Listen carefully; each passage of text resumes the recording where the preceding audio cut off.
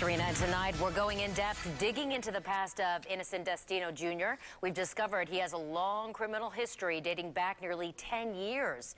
In 2005, he was accused of burglary, stealing a vehicle, and possessing cocaine with the intent to sell it. Just 3 years later, we're told he attacked an emergency worker, and in 2009, he was arrested for aggravated assault with a deadly weapon. And today alone, we've had 2 missing child alerts go out.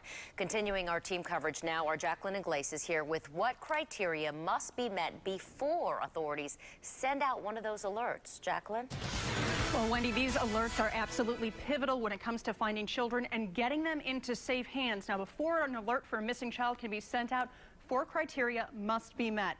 First, the child must be under 18, and law enforcement must conclude that the child is in some sort of danger.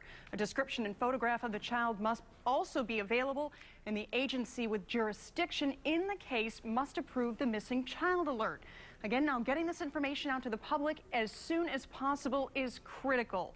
The National Center for Missing and Exploited Children reports that abductors are more likely to harm children in the first 3 hours they have the child. Now, thankfully, we've had 2 very happy endings today. Wendy?